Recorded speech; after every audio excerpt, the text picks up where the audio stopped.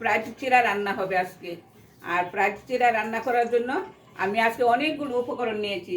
এই যে এখানে নিয়েছি ক্যাপসিকাম নিয়েছি, টমেটো নিয়েছি, গাজর নিয়েছি, আলু নিয়েছি, শসা, তারপরে মটরশুঁটি আমি এইভাবে ফ্রিজে রেখেছিলাম প্রসেস করে, তো বের করে নিয়ে আসলাম কিছু ডিম, মাশরুম আর সসেস।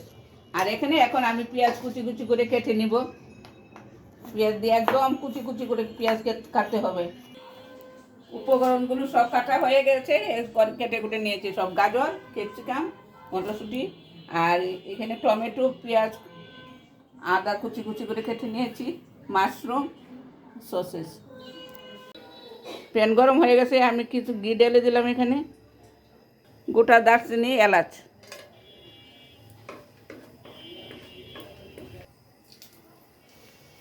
আদা কুচি দিয়ে দিলাম,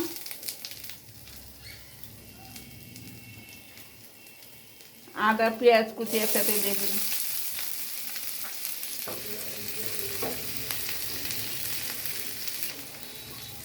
কুচি কুচি করে কেটে রাখা গাজর, আলু দিয়ে দিলাম,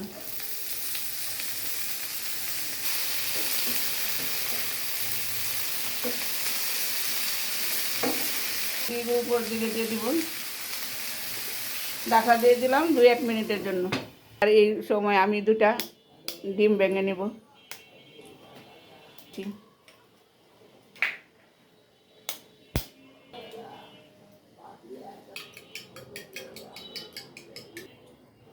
ঢাকনা তুলে নিলাম, কেটে রাখা ক্যাপসিকামগুলো এখন দিয়ে দিব, টমেটো কুচিও দিয়ে দিলাম। আর আমি আগে লবণ দিই নাই, এখন পরিমাণ মতো লবণ দিয়ে দিব, কিছুটা দিয়ে দিলাম আর কিছুটা পরে দিব, কাঁচামরিচ চিড়ে দিয়ে দিলাম।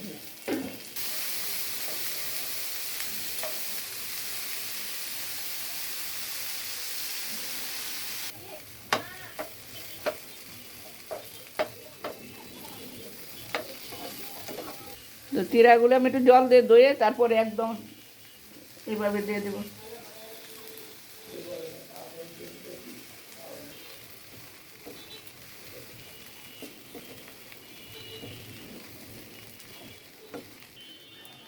আর একটু লবণ দিয়ে দিব, মাশরুম আর এই সসেসগুলো দিয়ে দিব।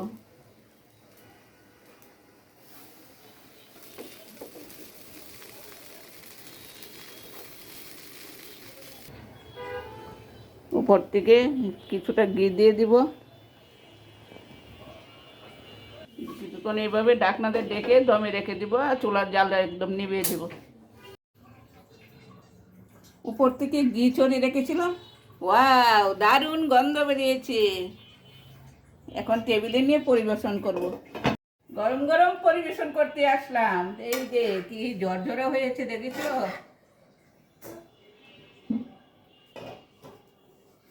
ফ্রাইড চিরা, এটাকে বলে ফ্রাইড চিরা। দারুণ, এই দেখো কত ঝরঝরে হয়েছে। সালাদ,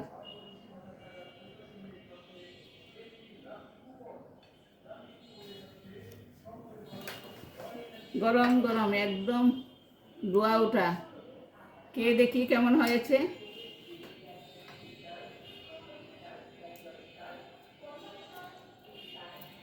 সব কিছু ঠিকঠাক।